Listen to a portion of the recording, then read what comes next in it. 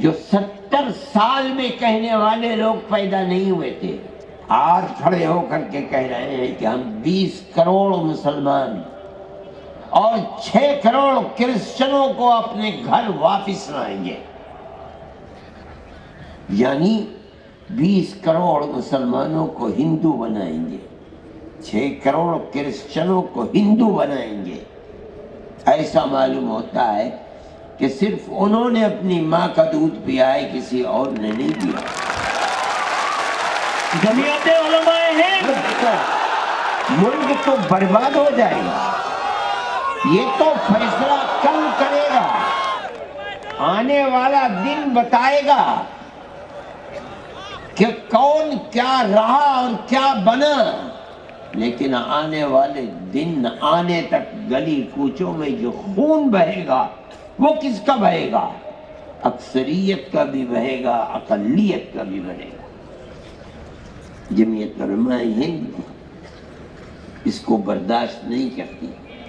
ہم کہتے ہیں ہر ایسی آواز جو ملک کو تباہی، بربادی، بدامنی، دشمنی کی طرف لے کر چلتی ہے، وہ آواز ملک کے غدار کی آواز ہے، ملک کے وفادار کی آواز ہے۔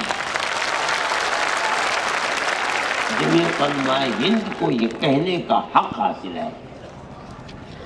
ہمارے بزرگوں نے 100 سال کے اندر فرقہ پرستی کے خلاف اپنی جانوں کو قربان کیا ہے۔ ان کے گلوں کے اندر جوتے کے ہار ڈالے گئے ہیں، ان کی پگڑیوں کو پیروں سے روندا گیا ہے، لیکن وہ جس نظریے کو لے کر کھڑے ہوئے تھے وہ ہمالیہ پہاڑ سے زیادہ طاقتور نظریہ تھا۔ 1 انچ کبھی پیچھے نہیں ہوئے۔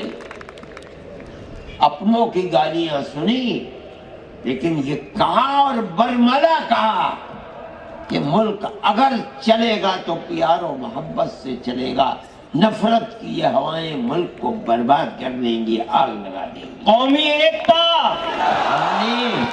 ہم نے یہ بات ملک کی آزادی سے پہلے کہی تھی۔ ہمیں یہ حق حاصل ہے کہ ہم آج بھی وہی بات کہتے ہیں، اس سے کوئی سروکار نہیں کہ اس وقت نفرت کا پرچم کس کے ہاتھ میں تھا اور آج نفرت کے جھنڈے کو کون اٹھائے ہوئے ہے۔ ہم سمجھتے ہیں کہ اگر حکومتیں اس پر خاموش ہیں تو وہ حکومتیں اپنے ملک کی جڑ کھود رہی ہیں۔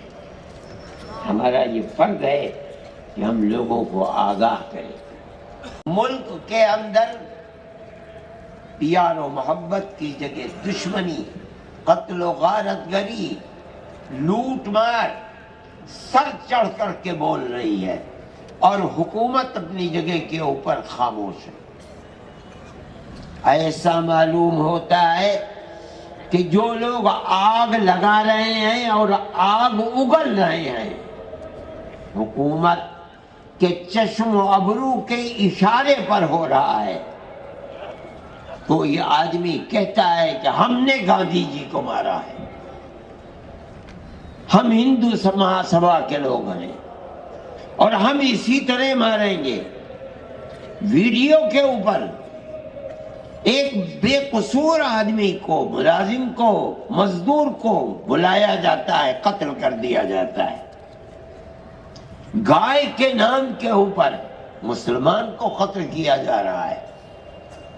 کرسچنوں کے گرجا گھروں میں آگ لگائی جا رہی ہے، اور حکومت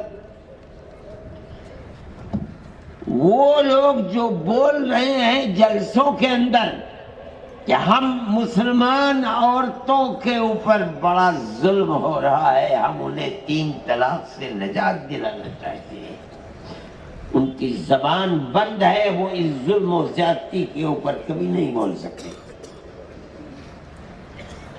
اس کا مطلب ہے کہ جو ہو رہا ہے ٹھیک ہو رہا ہے، ہم کرا رہے ہیں، ہمارا ملک ہے، ہماری طاقت ہے، ہماری حکومت ہے۔ ملک میں وہی رہے گا کہ جو ہمارے نظریے کے اعتبار سے چلے گا، نہ کوئی دوسرا مذہب ہوگا، نہ کوئی دوسرا پرسنل لا ہوگا. جس کو رہنا ہے ہندوستان میں ماترم کہنا ہے. ہم یہ سمجھتے ہیں کہ یہ چیز اس ملک کی گلی گلی کوچے کوچے خون بہانے والی آگ لگانے والی چیز ہے. میں اعلان کرتا ہوں کہ جمعیت علماء ہند کل بھی اس کی مخالف تھی، آج بھی مخالف ہے، اور جب تک زندہ رہیں گے مخالفت کرتے رہیں گے.